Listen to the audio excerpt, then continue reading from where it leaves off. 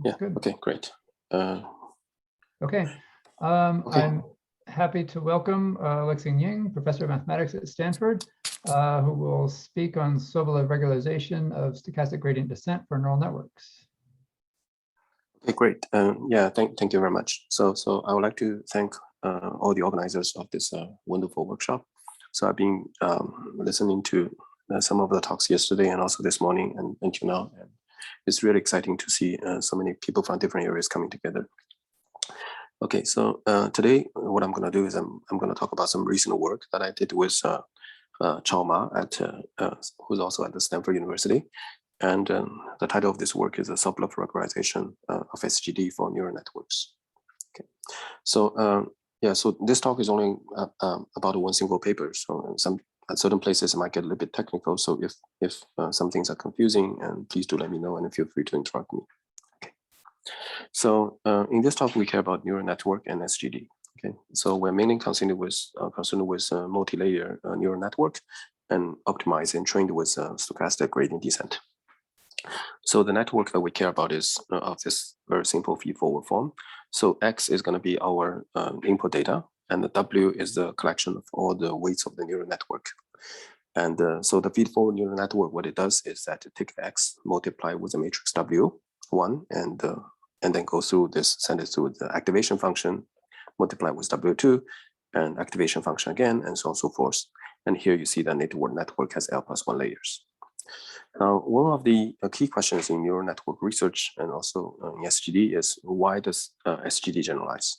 Well, okay, so this is not one of the million-dollar questions, but I guess, I mean, in post-academia and industry, I mean, millions and millions, even, I mean, hundreds of million dollars have been invested into answering this question. Okay, so this is also sometimes called the implicit regularization of SGD.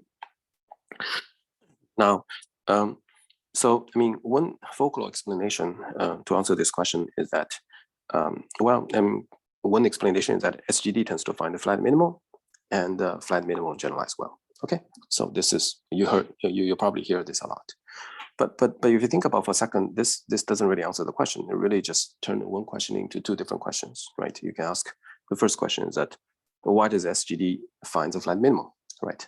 And the second question is that, why flat minimal generalize better? Okay, these are all both valid questions. Now, so as mathematicians, I think to fully answer these questions, we should probably make the statement a little bit more precise. And one way to make it more precise is to say that what do we mean precisely by flat minimal, and what do we mean by good generalization? So we feel like one definition for flat minimal is the following: is that at the W star, which is the weights that defined by the SGD, the flatness could be characterized by the following quantity, which is the gradient of my model function f with respect to the weight W should be small. Okay, that's what we mean by flat. And also, good generalization means that the gradient with respect to x is small. Okay, so at least at this level, we have a more precise definition about what we mean by saying that SGD generalize well. Now, but that doesn't really fully help, right? Because they just change these two questions into a slightly more precise form. The first question becomes, why does SGD finds a solution W star such that the gradient with respect to W is small? And the second, why small derivatives in W implies small derivative in X? Okay, so in this talk, we're trying to answer these two questions. And the short answer for the first question is that if you SGD find the solution and the solution itself is stable, and then stability implies flatness. Okay, so in some sense, as long as you have a stable solution and you get a flatness for free. And second is that to answer the second question, to transfer from the smallness of the W derivative to the smallness of the X derivative, we need to exploit not only flatness and also the multiplicative structure of the neural network. And by putting these two things together, we can transfer the bounds of W derivative to the bounds to the X derivative. Okay, so this is the main message of this whole talk. And for the rest of the talk, I'll just try to explain those things in detail. So I think at this point, maybe I would like to ask the audience, are there any questions at this point? Looks good to me. Okay, good. All right, so let's continue. Okay, so typically when we write a paper, we follow a linear flow, right? We answer question 1 and answer question 2. But the way we actually, Chao and Ma, which actually approaches the problem, we are doing it backwards. So we start from 2 and then go back to try to explain, start from the end and try to see what condition we need to add. So therefore, in this talk, I'll follow the same thing. So what I'm going to do is I'm going to start with part 2 and try to answer why flatness and also the multiplicative structure together will allow you to transfer the bound from W derivative to the X derivative. And then after that, I will explain why stability implies flatness. Okay. All right. So first, what do I mean by multiplicative structure? The multiplicative structure is really just the feed-forward neural network structure that I wrote down in the first slide. So in the feed-forward neural network, with the input X, the first you're going to multiply with W1, and then for the product, you feed through this activation function, and so on and so forth, right? So for notation convenience, it's useful to introduce these hidden variables H1, H2, and all so on and so forth. So therefore, this feed-forward neural network can be written as a bunch of equations. So the hidden layer H1 is going to be the activation function applied to W1X, and so on and so forth. So one useful thing about this hierarchy, this multiplicative structure, layer structure, is that it allows you to take the gradient very easily, right? So this is just the famous backpropagation. So for example, if you want to calculate what's the gradient of this function with respect to W1, you can apply this chain rule, and you'll see that this is the formula, right? It's a derivative with respect to all the hidden layers, and finally, and for the hidden layer, you take the last hidden layer, you take the first hidden layer, the H1, you take derivative with respect to W1. And also, the derivative with respect to the input data X can also be written in a very nice way, okay? But the important thing to realize is that these two parentheses, formulas in the parentheses are exactly the same because of this multiplicative structure between W1 and X. So this is one of the key things we're going to use. Now, let's see why this multiplicative structure allows us to transfer the bound on W to X. So let's take a look at what is the gradient of X, of F. Well, it's equal to the product of these two pieces. And so therefore, and this is so therefore there's a vector, its two norm is bounded by the matrix true norm of W1 and times the matrix, the vector two norm here. Now, the second step is trivial. We're going to divide by the norm of X and multiply by the norm of X again. So this quantity we're going to keep. And let's take a look at this product of these two quantities. Now, if you take a look at the first formula here, so on the left-hand side, you have a matrix. On the right-hand side, you have the product of the two vectors. You have the outer product of the two vectors. So therefore, the L2 norm of the matrix on the left-hand side has to be equal to the product of the norm of the two vectors on the right-hand side. So therefore, the product of these two vectors exactly give you the two norm of this gradient of W1F2 with respect to the two norm. Okay. So once we have this, so you see that as long as this quantity W1 norm over the X norm is bounded, and then we can transfer any bound on W to the bound on X. So that's what we mean by a multiplicative structure allows to transfer the W bound to the X bound. Okay. Now let's make it slightly more precise. And so our model function F, we denote it by X and W, and where W contains all the parameters. Because of this multiplicative structure, we can write the W1 with X together and then group the rest of the W's into the second parameter, okay? And denote this function by F tilde. So our data is given in terms of Xi and Yi, where Xi is the points in d-dimensional space, and the Yi are the scalars, and the whole W, when we vectorize it, and it can be viewed as a vector in the W-dimensional space, where W lowercase w corresponds to how many parameters we have in the system. In this talk, we're mostly going to focus on the loss function, which is given by this quadratic loss. And we believe that our work can be extended to other loss functions as well, but for the time being, let's just restrict to this simple case. We also assume that the solution that we care about, the W star, the optimal parameter, is a zero loss interpolating solution. So, and this has been observed in many numerical results and in the literature. And as long as you have the large number of parameters in the neural network, often you can interpolate the data. So this is a reasonable assumption. So the key quantity that we care about is we're going to use is something called a flatness. And I believe that this has appeared in several places. And essentially the flatness is a trace of the Hessian of the empirical loss function at a point parameter W. Okay, it's a sum of the eigenvalues at the Hessian of this point. Now, the good thing about this flatness is that if you look at the flatness at your interpolating solution W star, then if you write down what does this mean, and by applying the simple calculus, you see that this is equal to this formula.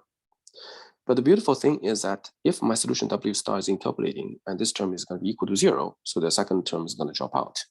So therefore, the flatness at W star is exactly equal to the derivative bound in terms of W at the W star, and the summing over all these training points. Okay. Now, once we have the definition of the W star, well, we can go back to the previous slide. Previous slide give you the derivative in X at an arbitrary point X, right? Now, what we can do is that we can sum this over our training point xi's, and by taking the sum and also take the mean over all the xi's, we get this formula. So therefore, what this formula says is the following, is that if we take the average version of our X derivative at our training point, this will be bounded by this factor multiplied by the flatness. And in order for this factor to be manageable, we need the neural network weights at the first layer to be not too big. And also we need the neural network input to be not too small. Okay. So neural network input not to be too small is a condition very easy to satisfy, because you just need to normalize your input, right? This is being commonly done in most of the neural network training. And W1 small, there is some theory in the literature arguing that W1 cannot be too large, especially you have this ReLU activation function. But in some other cases, you just have to just verify. Once you get to train the neural network, you have to check that W1 is not too large. Okay. Now, here, just putting everything we said into a more precise theorem form, is that on the left-hand side, what you have the gradient at all the training point xi's at your interpolating solution W star. Now, on the right-hand side, you have this quantity, which I just talked about, multiplied by the square root of the flatness. So I want to make two remarks here. The first is that the left-hand side itself is only at this point, only at the training point. Okay, so it's a derivative at the training point. Why? Because only the training point appear in the training of the neural network. So therefore, it's natural that we found the derivative at the training point at this point. And the second thing I want to emphasize is that so far, I only about this care about the 2 norm of these quantities, but the whole proof can also be extended into the P norm, LP norm. So, for example, in the case where P is equal to 2K, so by changing the proof a little bit, we can actually get this formula. Okay, this estimate. So on the left hand side, you have this L2K kind of norm of the gradient at the training point. On the right hand side here, you have the 2K version of the flatness. All right. Any questions? Okay. So before we use the theorem and move on, let's just take a look at, whether this is true numerically or not, right? So it's always good to have a numerical verification. So here we introduce 2 quantities, GW and GX. So here GW is the norm gradient in W, and the GX is a gradient in X of our model function. Now, on the left-hand side, we have the example, which is a fully connected neural network trained on the Fashion-Minutes data set. Okay, and on the right-hand side, it's actually a convolution neural network. Okay, so it's our work can also be extended to the convolution setting. So this is in the convolution neural network trained on CFA10. Okay, on the left-hand side, you can see that the different dots are different color coded, and so it's corresponding to different learning rate. Okay, so here we choose a mini batch size roughly around 20, and the linear rate goes from 0.05 all the way to 0.5. And you see that here there's a beautiful linear relationship between the X derivative and also the W derivative. So this is essentially is numerical evidence that our result is true. And in fact, that the theorem is true, but this is numerical evidence to see this is actually working. And on the right hand side, we have different batch size. Okay, so the batch size go from 10 all the way to 50, and we also see that GX and GW more or less follow a linear curve. Okay. Now, before I move on, it's also, it's good. I think this picture is very useful. It's giving you about what is the main idea of what we have discussed so far, just in the 1D case. Now consider the case where the input data X is 1D and also W is 1D. So because our neural network FW star X, XW, sorry, is actually can be written as F tilde of X times W and the product of it with some extra parameters. So therefore, if So therefore, it only depends on the product of xw. Here, w essentially should be w1. So the firstly, w star. So it only depends on the product of w1 and x star. So therefore, what it tells us is that the function f itself is actually going to be a function of the level set, these green curves, right?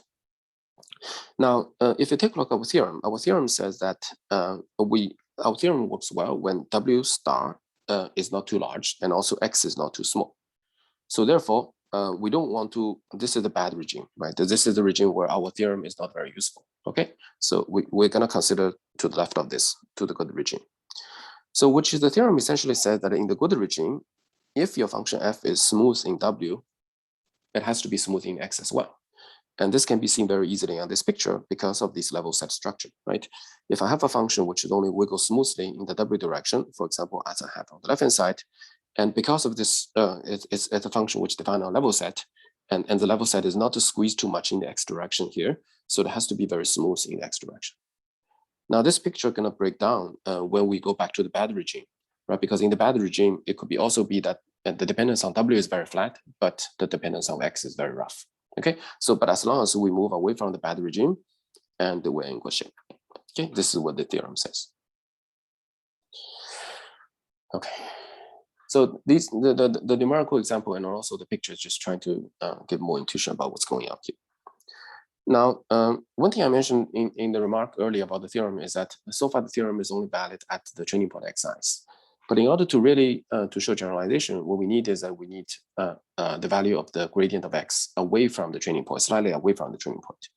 So in order to do that, we introduce this this definition, this condition called the C delta K. This is a technical condition.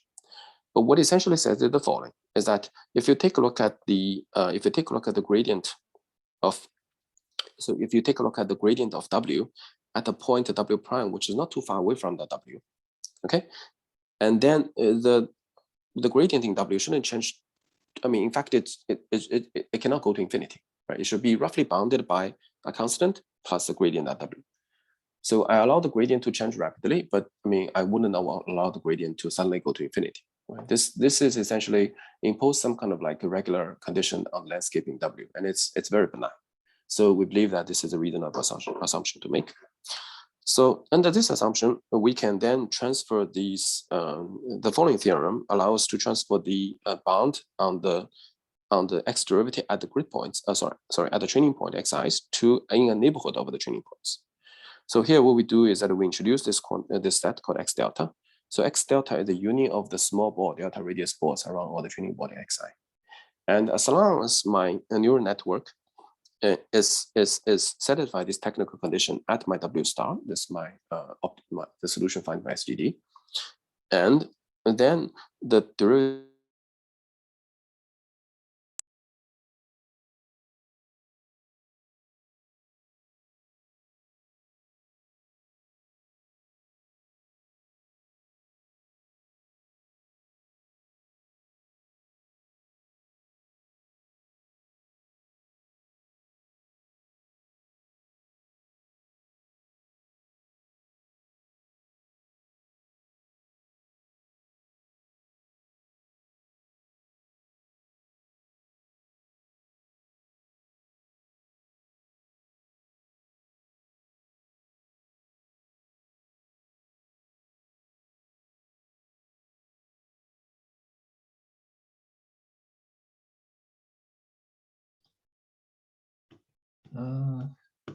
Lexing?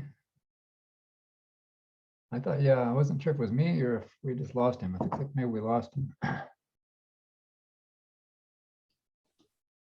Hello?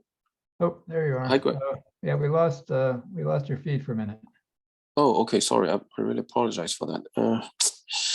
Yes, let me start. Okay. It's always hard to know because I couldn't tell if my internet was out or if yours was out or what. Can you see my screen now? Yep, it's coming up.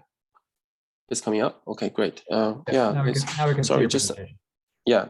Okay, but so where did you lose me? Is this on this slide or? Yeah, it was on this slide. Okay, so yeah, the point on this slide is that by using this technical condition, I can transform the bound on the derivative in x from the grid from the testing point xi to the neighborhood of xi. Okay. All right. Let me briefly summarize what we learned from this part 2, which appeared first. Is that first the multiplicative structure of this neural network induce a connection between the landscaping x and the landscaping w. So if we have the gradient bounding w, we also have a gradient bounding x. And also the Sobolev norm, semi-norm, that essentially the gradient in w can be in x can be extended to be a neighborhood around the training data set, as long as we have this technical condition. And finally, that most of the theorem that when I introduce it, in terms of the true norm, but it can also be extended to the LP norm for p much larger. Okay, we're going to use that later. So now let's move to the part 1, which appears second. Okay, why does SGD finds a flat minimum? Okay, so the short answer is that the if SGD finds a solution, the solution is stable, and the stability implies flatness. Okay, so now what stability for SGD and the gradient descent mean different things, right? Okay, so I think this is appeared several times in the literature. And so if you take a look at the gradient descent, let's consider a simple model function where the fx is just equal to ax squared. Now, if the learning rate eta is less than 1/2a, where a is this curvature and this constant in front of x squared, and then the gradient descent will nicely converge to the origin, which is the optimal solution. And in fact, it doesn't need to be less than 1/2a, but if eta is less than 1/a, then it will still converge, but the solution will oscillate a little bit. Okay. But on the other hand, if eta is greater than 1/a, and then the solution is going to blow up, right? Because this is the stability of the numerical methods for solving ODEs. So 1/a is a clean threshold for GD to converge in this case. But for SGD, things are slightly more complicated. The reason is that in the case of SGD, the fx function, the nice ax squared function, is usually a sum of multiple components or average of multiple components. It could be f1, f2, or could be many. So let's just consider 2 cases. In the first case, when f1, f2 are really close to this f. So in this case, roughly, as long as eta less than 1/a, will still converge because f1, f2 are similar to f, and no matter whether you choose f1 or f2, that will give you very similar gradient. But on the other hand, if f1, f2 are very different, so in this case, f1 is very sharp, f2 is very flat, and in fact, that choosing eta less than 1/a typically will give you divergence. Because whenever you choose f1 and this become unstable value, so therefore the solution is going to blow up to infinity. Okay, so which means that SGD, as long as you have as long as you have drastically different curvatures for different components, and then this impose some condition on the maximum learning rate you can choose. Put it in the other way, that if, for example, your SGD converges for a certain learning rate, and then that also impose how sharp your different components can be. Okay. Now, so let's study the SGD dynamics. So this is the typically simplest SGD mini-batch training algorithm. So where eta is the learning rate and b is mini-batch size. And here we use the CIT to denote different components, different testing data you're choosing a certain mini-batch. Now, so in order to study the stability, what we do is that we can take a look at the linear dynamics around the final W star, the solution, the optimal solution. So if you write down the linear dynamics, and this is what you get, it's just really a linear equation, but the operator here itself could be random because we're using mini-batch. Okay. Now, in the remaining of the discussion, we're going to assume that W star is equal to 0. So therefore, it's really just simply a linear equation that we need to consider. Now, we define the linear stability as follows, that if the interpolated solution W star is case order linear stable for SGD with a certain learning rate eta and mini-batch size b, if the following condition true. What this condition essentially says is that if you take a look at the different case order moments of my weight vector W, and they will be bounded, okay, independent of time. So here the constant C could be depend on K. So this is essentially this is a very reasonable definition. It just said that the case order moments of my random W weight has to be bounded. Now, once by using the definition, we can try to write down what is expectation of that. Well, the expectation of this is just expectation over a mini batch of this multiplier and tensor with itself k times, and we denote this operator to be tk.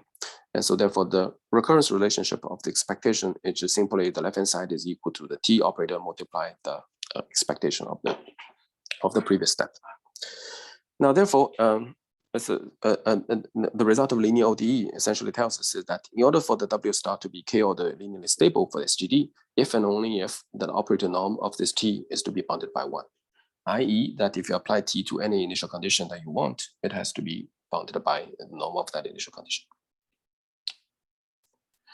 Now, so here I'm just rewriting this lemma, and now how do we? The next step is to try to transform this lemma to what we want, a bound in the derivative in W. But to do that, all we need to do is that we need to just try some testing vectors.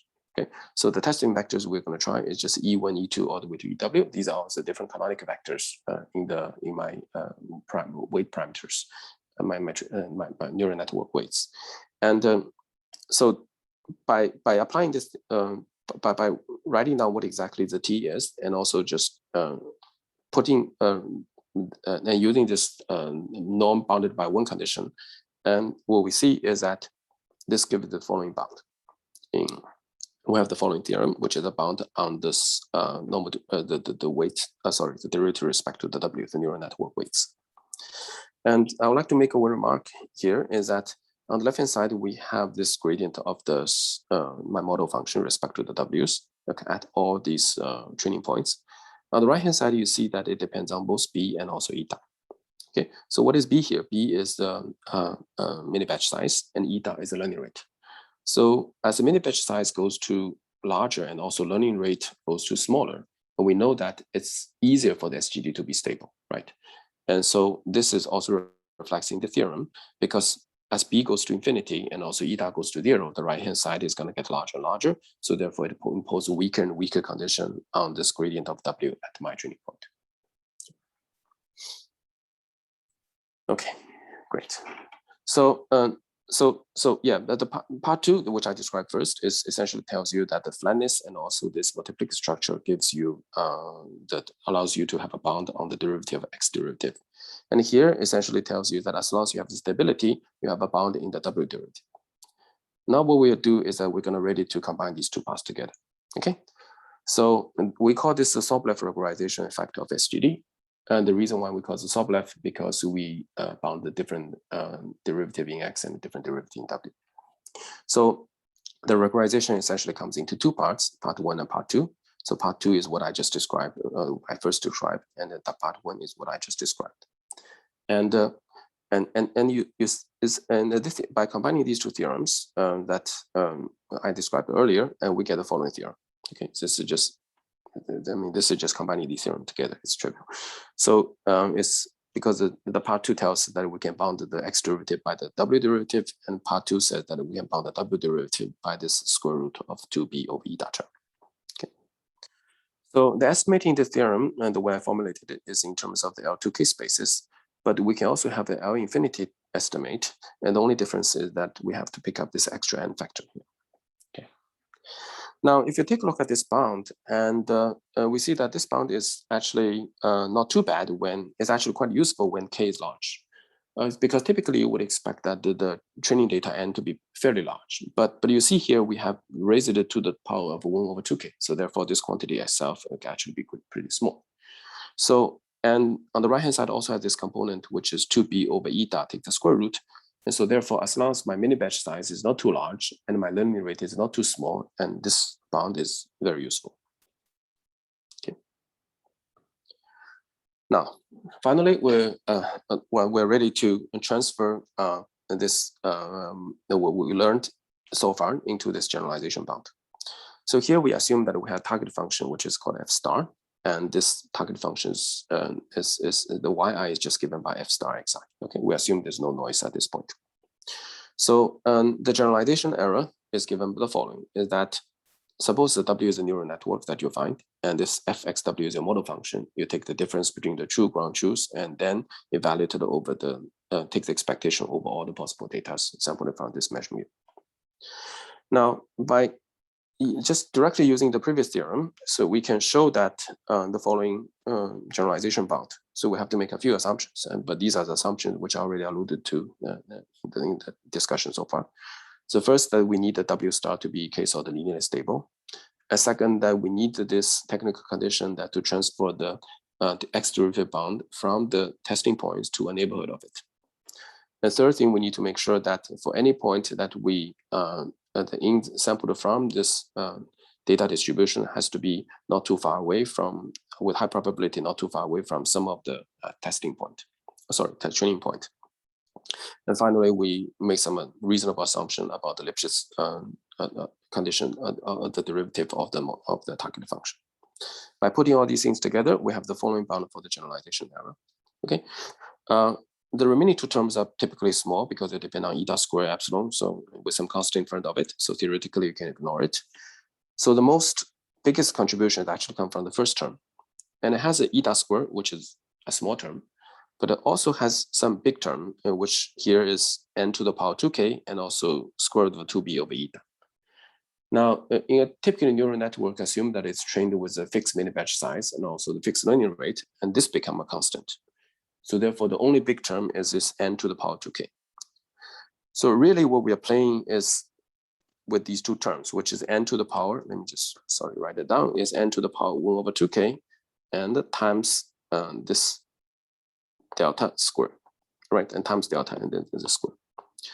So what essentially we want to make sure is that now if the number of sampling points n is not too large, then for general distribution in high dimensional, this eta itself cannot be too small because essentially all points are actually far away from each other. You're not really packing the whole space. But if, for example, your data distribution is inherently sampled from some low dimensional manifold or union of low dimensional manifold, or some kind of very tubular or very flat sheets of data, and then this condition makes sense. You really that the delta could be actually decay faster than n to the power 1 over 2k. And this will happen if, for example, if your effective dimension of your data d is of order k. Okay, so that will work. So therefore, the theorem is useful when the theorem is true, but its most useful case is when the data is actually sampled from a low dimensional structure or a union of multiple low dimensional structures. So as an extra bonus, we can also prove an adversarial robustness of our neural network we obtain. The reason is simple because, the reason, so here's the precise bound. Say that suppose we will get this our interpolating solution W star, and what we can show is that if you perturb x a little bit by distance delta, and then the model function will only change slightly.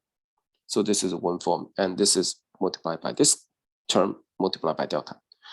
And you see that as 2k is large, this term itself could be under control, and as long as the batch size is not too large, learning rate is not too small, this size is also under control. So therefore, this is, you can roughly proportional to delta.